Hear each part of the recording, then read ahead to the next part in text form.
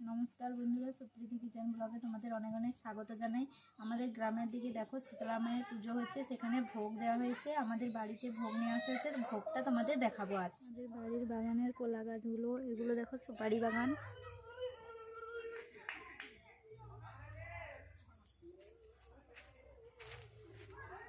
কলা হয়েছে দেখো, ছোট ছোট কলা গাছ।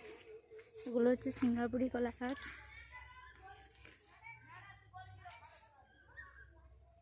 ছোট ছোট সুপারি গাছগুলো দেখো, এগুলো কিছুদিন পরে বাড়ির বাগানে আবার লাগানো হবে।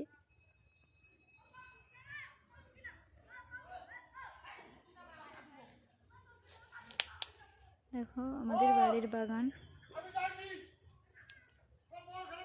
অনেক জায়গাতে ঠাকুর ভোগ বসে খাওয়ায়, আমাদের এখানে ঠাকুর ভোগ দিয়ে দেয়, সবাই বাড়িতে নিয়ে এসে খায়। দেখো বন্ধুরা, ভোগগুলোই দেখাচ্ছি। বন্ধুরা ঠাকুর ভোগ নিয়ে চলে এসেছে। এটা হচ্ছে অন্নভোগ। অন্ন এখানে দিয়েছে আলু কলা ভাজা, ডাল, কুমড়ো তরকারি, তিতা তরকারি, কফি তরকারি, মাছের ঝোল, চাটনি এবং পায়েস।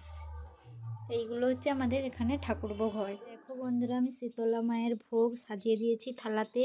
এখানে নিয়েছি আলু কলা ভাজা, কুমড়ো তরকারি, তেঁতো তরকারি, কপি তরকারি, ডাল, মাছের ঝোল, চাটনি, পায়েস।